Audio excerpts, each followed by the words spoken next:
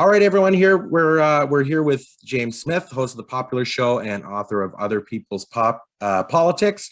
A fantastic book that I hope everyone gets their hands on.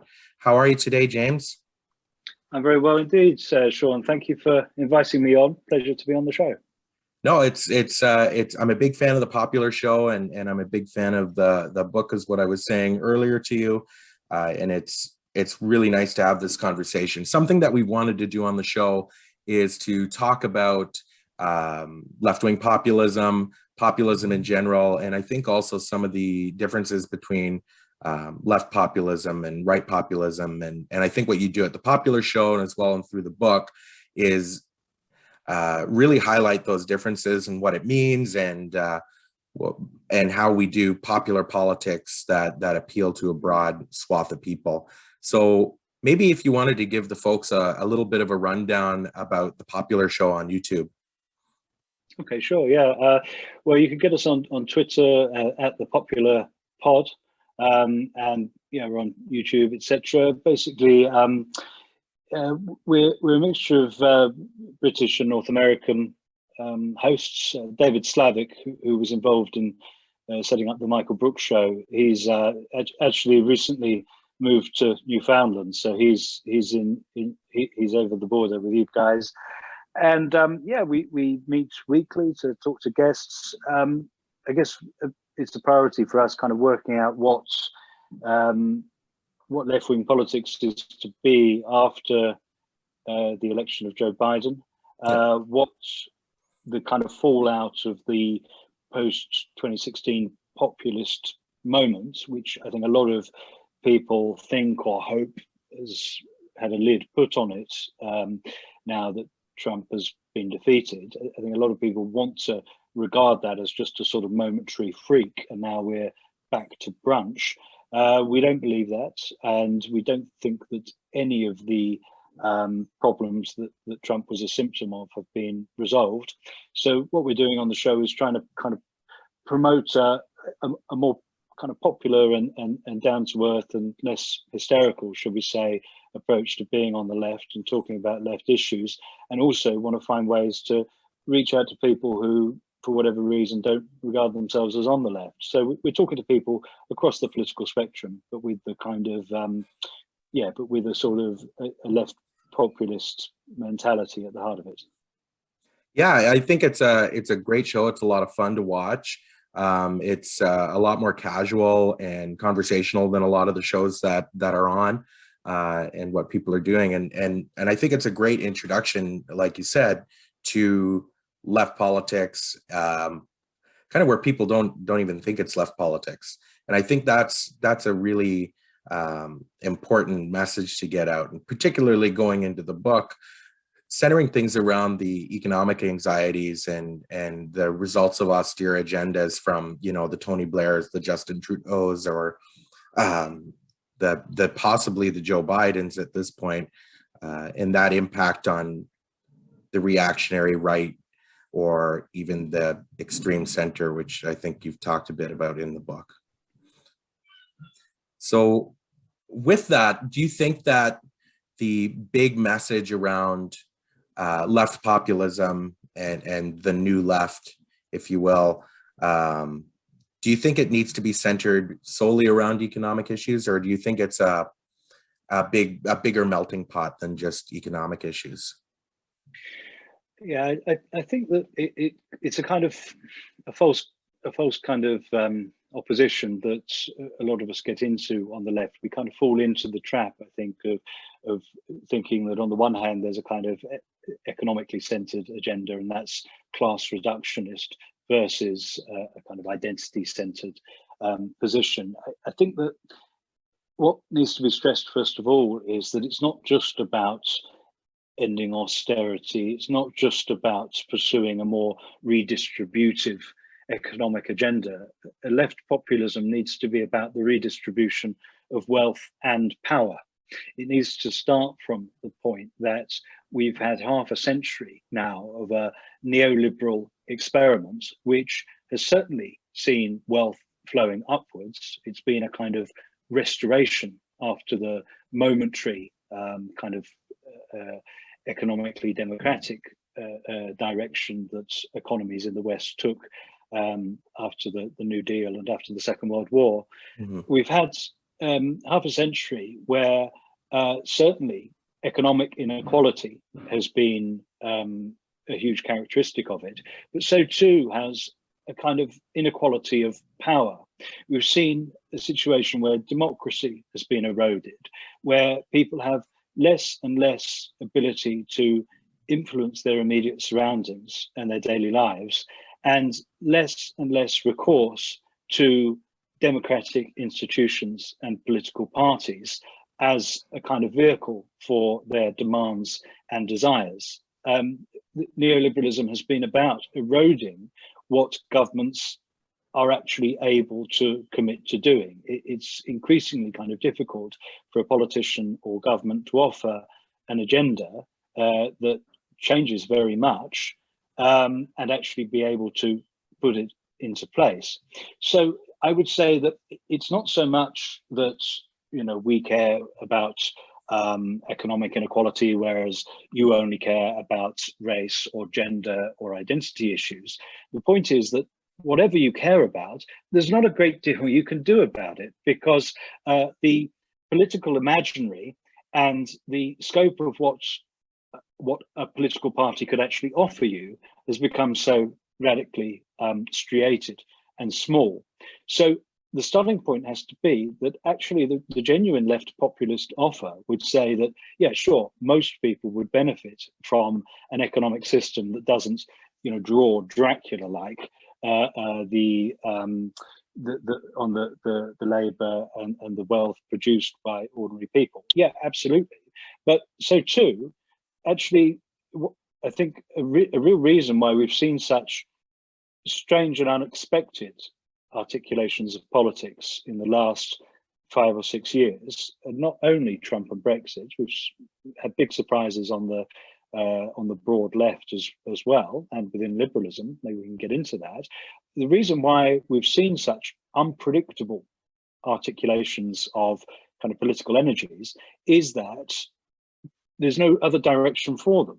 And so a kind of offer that said that we want a radically democratized state. We want it to be the situation that when you tell a politician to do something, they have the power to do it. And that really should be an offer that applies whatever your boutique issue or whatever you think your political identity is. I think that's a fantastic way to put it, and I think it's definitely a goal that I think most people working in politics or working in the NGOs or charitable sector or anything like that is looking to democratize the situation where the representatives that we elect can actually meet the moment.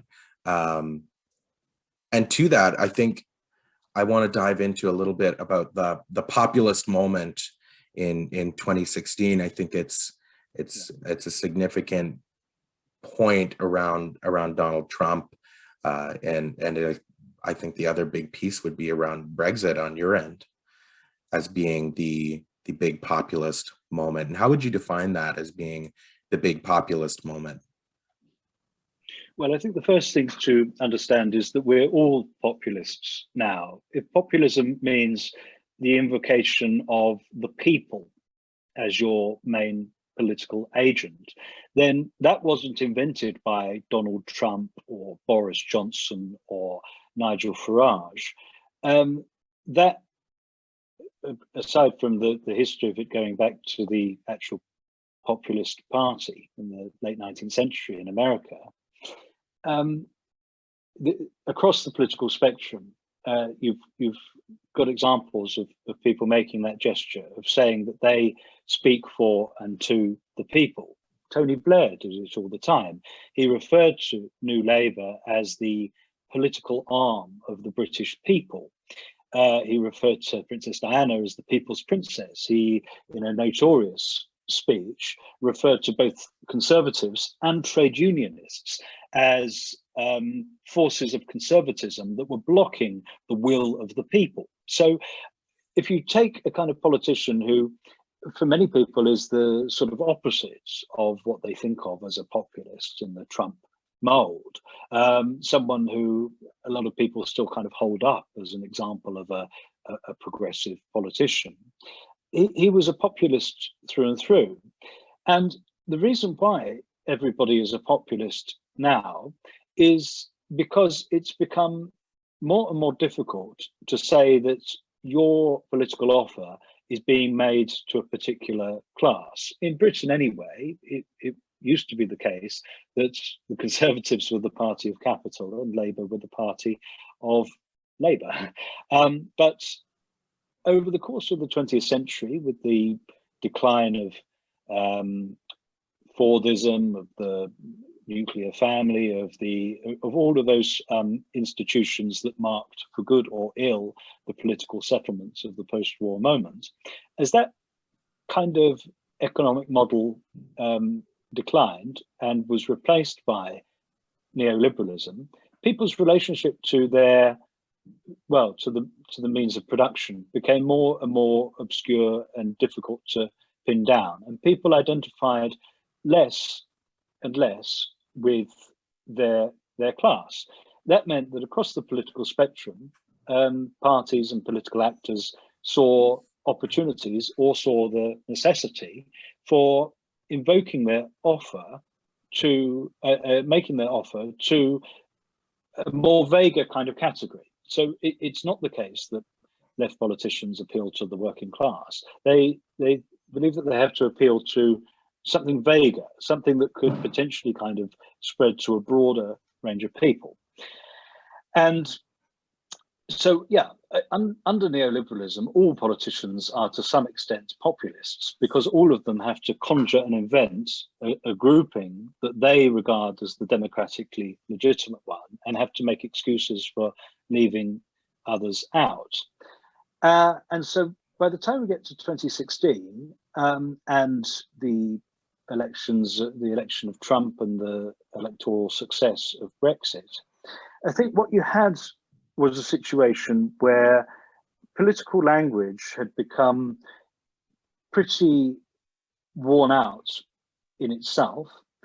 Appeals to people's more libidinal and baser racist instincts had been totally legitimized by supposedly normal social democratic parties. New Labour did it all the time. Democrats did plenty of it too. That kind of vocabulary for demonizing groups was already there. And you also had a situation where people felt that they simultaneously that their vote didn't count for very much, and that actually they could vote for these apparently crazy or risky offers without, they didn't feel they had so much democratic agency that this would be a dangerous thing to do. And they also wanted to be heard. They liked the idea that actually these were campaigns which were very impolite, and these were campaigns that seemed to throw out of the window the idea that there was a sort of political decorum that you had to obey. They liked the idea of kind of stirring things up in that way. I think that it's very important to understand that we're not talking about a basket of deplorables here. We're not talking about a situation where everybody who voted for Donald Trump in 2016 signed up to everything he ever said. We have to understand that it wasn't the case that everybody who voted for Brexit did so primarily out of anti-immigration feeling. I think there are very good reasons for Brexit, incidentally, but the kind of reputation that these votes have, that because the people at the front of these campaigns were willing to say awful things, racist things, sexist things, that must reflect the sincere opinions of those who voted for them. I think that is a very foolish thing to believe. Actually, and I claim this in the book, to some extent, this kind of new populism represented by Trump and the Leave campaign wasn't so much about cynically giving people what they want, pandering to their baser desires. It was more about acknowledging that desire had been taken out of politics to a great extent. It had been reduced to a kind of quiet technocratic exercise where very little was promised. Expectations were always being lowered. And then you had these two campaigns which said that actually you didn't have to lower your expectations.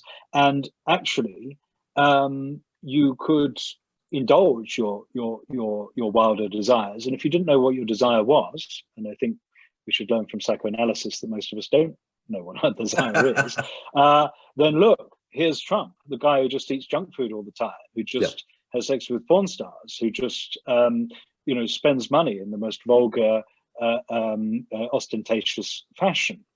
Here is the guy who knows exactly what he wants and simply consumes it all the time. So I think that the reason why those kinds of broadly right-wing populist experiments were successful in that moment is not because everybody is secretly, deep down an appalling white supremacist, racist, or despises their neighbor, etc. It's more that politics had become so withdrawn from any kind of sense that politicians could offer you anything serious at all, had become so withdrawn from any sense that political desires could be fulfilled, that the sheer the kind of sheer bravado really of those campaigns became enormously attractive. Yeah, I think it pulls me back to that Margaret Thatcher saying, what her greatest legacy was New Labour, and that puts us exactly on course to that stagnant neoliberal status quo that existed through the Thatcher years in the UK. In Canada, those were the Mulroney years, and the United States, the Reagan years. It was this trifecta of austerity, neoliberalism, privatization, globalism, and free trade, which decimated manufacturing in all three countries.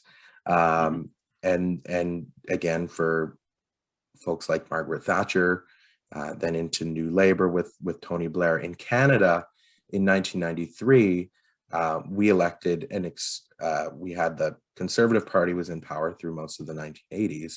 And in 1993, the Canadian Liberal Party came in under Jean Chrétien, who's was a completely more right-wing than the Conservative Party at that point. And because the realignment, I think, that happened through those years set us up in such a way where the difference between the two dominant parties in Canada, Liberals and Conservatives, are just shades of branding now.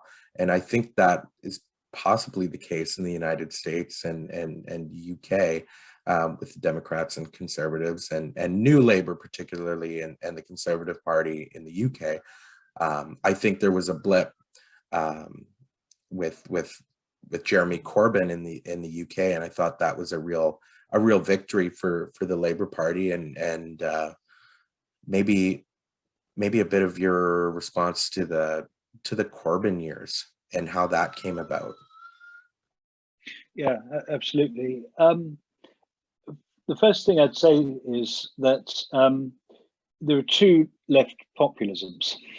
We've sort of dealt with right-wing populism as the politics which responds to a kind of decline of political engagements and decline of class identity by saying that these are the people and casting negative affect and negative libido towards outgroups. That is true to an extent of Trump and Brexit.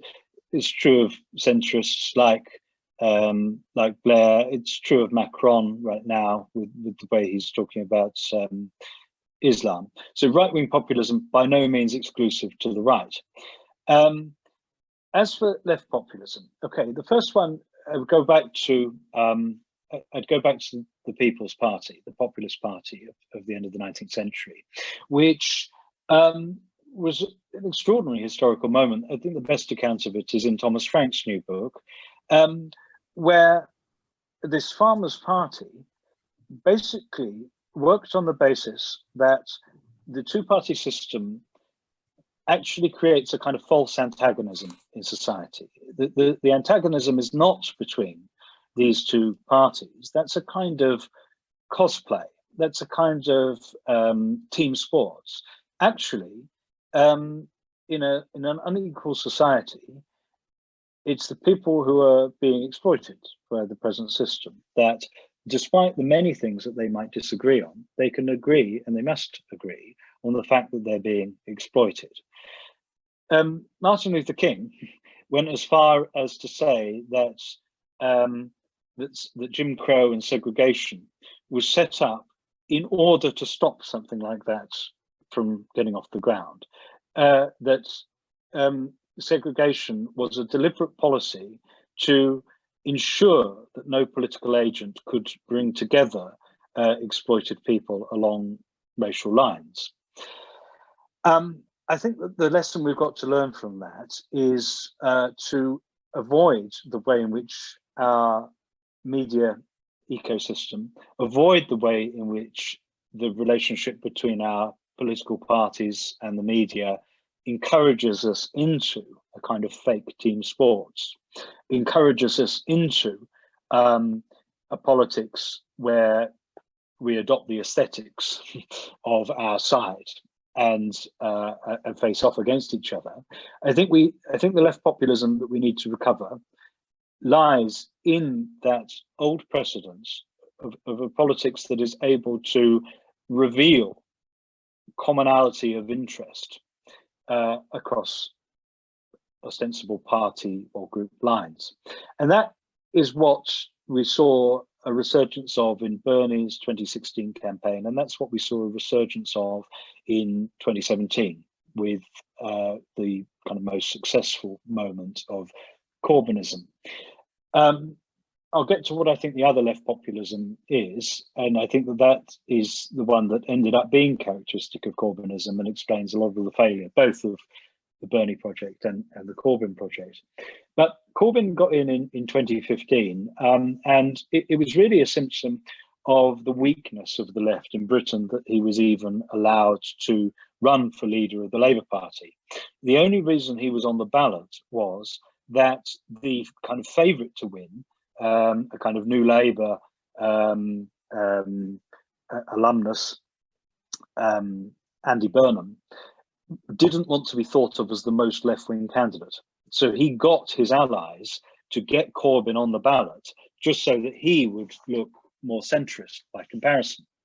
So there was a complete kind of underestimating on the part of the neoliberal Labour Party of the extent to which Labour members and supporters had been absolutely disgusted by the austerity of the previous 5 years and by the lack of resistance to it on the part of the Labour Party. So just as I suggested that among a lot of poorer people, as well as a lot of petty bourgeois people, Trump and Brexit the following year would offer this kind of opportunity to just roll the dice, because what do you have to lose actually from the current political settlement? A lot of the, frankly, mainly middle class membership of the Labour Party felt that they weren't even being pandered to anymore by the centre of the party, and so this was the time just to see what would happen if you voted for the left candidate. So it was really a symptom of left weakness, and that never really went away. Just even when we got 40% of the vote in 2017, even when we continued to poll well ahead of the Conservatives, who had the support of the vast majority of the media for the year or so after that, even then it was kind of an illusion, the depth of the institutional strength of the left in that period. We were not institutionally strong at all. by the time we got to 2017, after a couple of meandering years where Corbyn was either laughed at or ignored, really, we got to the 2017 election, which was only called, again, because of left weakness, because Theresa May thought that she could get an absolutely huge majority by running against us. But what wasn't realised was that a party which had a left economic agenda, but which didn't play the game of adopting a kind of left liberal aesthetics in all things, most significantly on Brexit, that a party that combines those things could be enormously successful. And the 40% of the vote we got, you know, that would easily have won a huge majority in plenty of the previous elections. There were quite local reasons why we didn't actually win. So yeah, 2017 showed that a left economic agenda, which promises that 80% of the country are going to do well economically out of this, but which doesn't treat people who don't usually vote for the left Liberal Party with contempt. We said we're going to do Brexit, even though most Labour members and voters and supporters voted Remain. Fair's fair, Brexit won, and we're going to see it through. That was a sort of a kind of side benefit, actually, of having Jeremy Corbyn as leader. He was part of the old New Left that never liked the EU anyway, so had some kind of trust on that issue. What we saw after, in the kind of few years after that, a couple of years after that high point of 2017, was a kind of decline of that combination, a decline of that clarity of a left economic agenda combined with a refusal to pander to left liberal aesthetics. Gradually, we sort of drifted towards a more kind of pro-EU position, supporting in the end a new referendum, and that was just totally fatal, really, because it meant that we lost that part of the offer that said that we're not going to patronise people who didn't vote our way on the EU. We lost that sense that we believed in democracy, and whatever the virtues of the EU, it is not a democratic institution. We lost that rhetorical position, and it's not the only reason by any means, but that's a big part of how badly we lost in 2019. So yeah, I guess the last point I'd make is that the Corbyn project started, like the Bernie project, started as populism, as left populism in the People's Party mold, a way of getting around the kind of team sports model of politics that we're all encouraged into. However, because it didn't have a kind of activated working class to draw on, it didn't have an activated strong labour movement to entrench itself in, it ended up adopting what I'd call the other kind of left populism, which was that theorised by Ernest Leclau and Chantal Mouffe, which was the argument that made after the 1970s, right through to Leclau's death a few years ago and Mouffe's recent work, the argument that the left needs to create a people. It can't simply be the party of the working class. The classical working class is now too small. You have to kind of make an offer which seems to appeal to a bigger group than that and say that these are the people.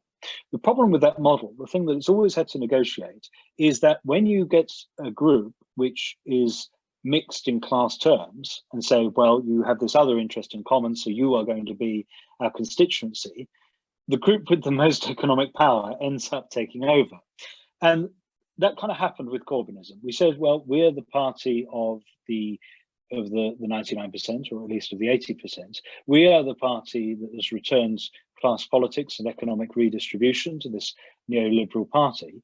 Therefore, whatever it is we think must be part of that project. We totally, whoever we is in this, Corbynism totally underestimated the problem that if you have a party that is dominated by middle class graduates.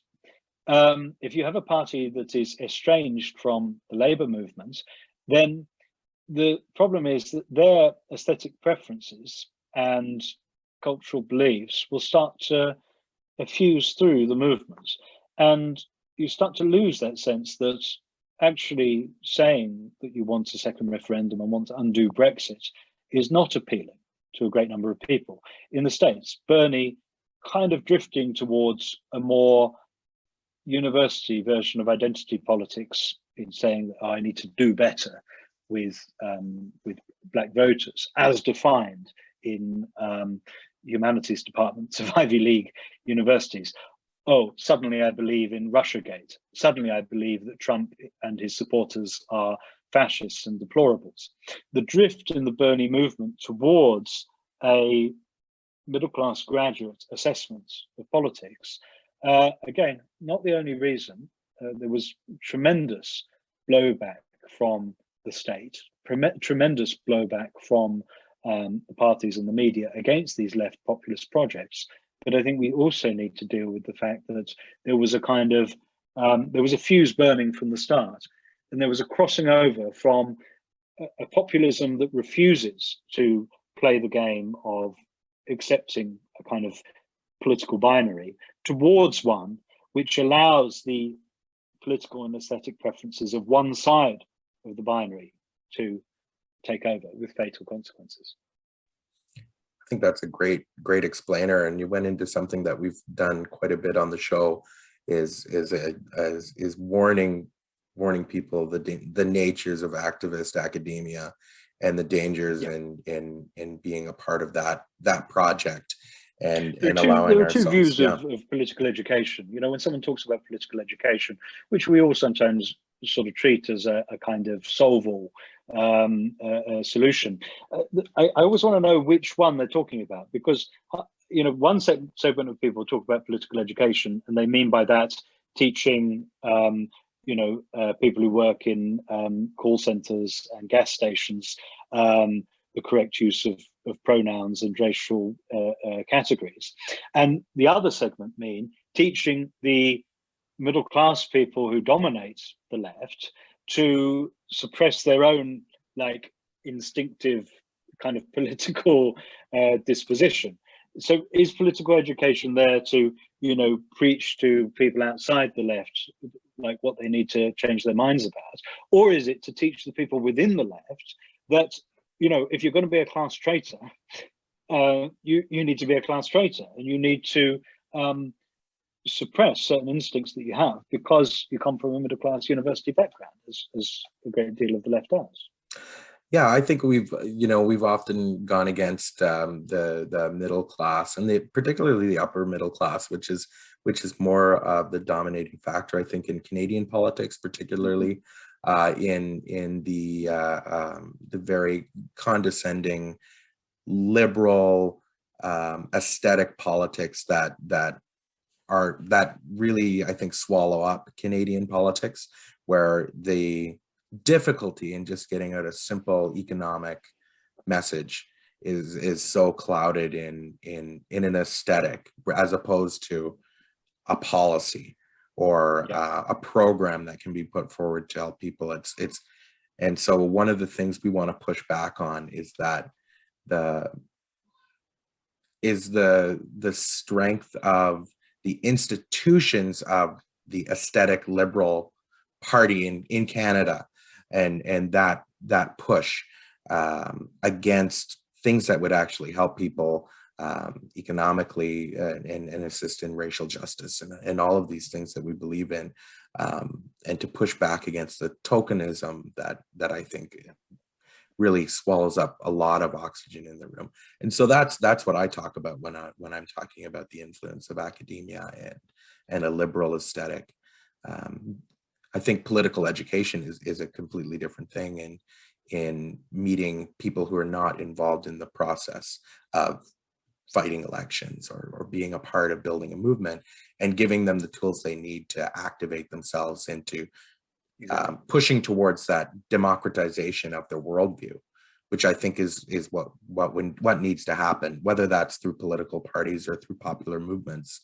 And I think that's the big push that I think we have in Canada, in the United States, in the UK is definitely in that advancing of that agenda for individuals to see a movement and policies and politics and government there as a force to improve their material conditions. Because I Exactly, think, yeah. yeah. Yeah, the left's message has to be: you don't have to take what you're given. You don't. This is not this should not be the scope and end point of your ambition. If you want something, then you should be organizing to fight for it. The left should not be, the HR department of the country, there to tell people that they're getting it wrong.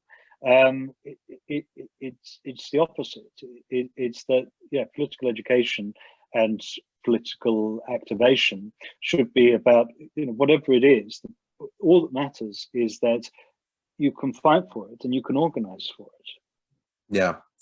I think a good place to start to round out our conversation here now would be the consequences of Keir Starmer and what that means. I've been following a little bit since the leadership election. I quite like Rebecca Long Bailey. I think she's fantastic, but I'm wary of the wrap yourself in the flag stuff from Keir Starmer, and I'd love to hear your thoughts on it. Well, yeah, I mean, in a way, the left didn't, for me, the left didn't lose in the 2019 general election, insofar as we could point to Brexit, we could point to the fact that Boris Johnson has a totally unique relationship with the media. He was a newspaper editor himself. He's been the colleague and employer of quite a lot of people in the media right now. He has a very kind of cozy relationship, which presented its own challenges. When the left really lost was when Keir Starmer won the leadership overwhelmingly. You could put up with Corbyn losing. It was always a huge roll of the dice. The problem was when you realised that this Labour Party that you thought was, Corbyn turned it into what counts these days as a mass membership party, the biggest left party in Europe with 500,000 members. When you realised that those people had very, very low level of political education or even instincts, that they believed this guy, who is establishment through and through, who's been the director of public prosecutions, who has no particular record of being on the left, whose only role in the Corbyn leadership was to drag us towards this establishment position on undoing Brexit. The guy could stand up and say, look, I'm going to get an easier ride from the media. I look the part more, but don't worry, I'll do Corbyn's policies. And the Labour membership believed him and voted him in overwhelmingly. So that was the real tragedy, really, the realization that there just isn't a left in this country. And the Corbyn project was substantially an illusion, that we're still as weak as we ever were. And I don't know, maybe these people will learn something from how badly the left has been treated by Keir Starmer, who has sought to humiliate Corbyn and anyone associated with him. I guess, it's pathetic, really. I would support the guy tacitly and respect the fact that he has the same mandate that Corbyn has to lead the party and take it in his direction. He's not making the decisions I would. But what is fairly unbearable is the obvious kind of absolute lack of political imagination on his part and determination to humiliate anyone who does have any. So, banning Corbyn from the party on the most spurious grounds, banning anyone who tries to speak up for him in their local party. And what does Starmer have to offer in its place? Yeah, as you say, like pathetic graphic design and this, just totally insincere wrapping of himself in the flag. It's deeply unimpressive. This is another way in which the sort of the British American comparison is very revealing. The Democratic Party has completely absorbed the post-Bernie left. As soon as Biden became the candidate, you had Current Affairs magazine, you had the kind of organs of Bernieism immediately, turning the thumbscrews on to blackmail the left into supporting Biden. You had the Squad, you had AOC, suddenly sounding like Hillary Clinton in 2016. These are deplorables. These are literal fascists, and we need to band together behind the neoliberal Democratic Party in order to stop them. So, in other words, the Democratic Party has completely brought its left in-house. Black Lives Matter, I suppose, has given the opportunity to kind of take on a sort of left aesthetic, even though these people are responsible for policies that have been the most racially unjust that you could imagine. The Democratic Party has tamed its left, whereas in Britain, Keir Starmer can't even do that. The left is the genuine left is very small and very weak, and could be brought on side in that way by a smart neoliberal party. But Starmer can't even do that, and instead has sought to collude with the right to make Corbynism a dirty word and make any association with Jeremy Corbyn a byword for the worst politics. So yeah, it is pretty sad, really. And COVID, the general kind of depoliticization of COVID has meant that the British left has struggled to find any other outlet, and instead is stuck rather pathetically moaning about Keir Starmer all the time instead of creating its own thing. And basically I see in Britain and America right now two versions of a taming of the left, two opposite versions of a taming of the left. I think that's a fantastic way to look back on what just happened in the United States and what's happening in the UK. I think that's exactly it. It is a bit disheartening to see the Bernie apparatus being swallowed up. I think there are some outliers still, through some of the more left-wing thought leaders in the United States and abroad. I wish that the emergence of a third party in the UK and in America is coming. A populist third party should be coming with a left-wing agenda, something similar to what we have here in Canada with the New Democrats. And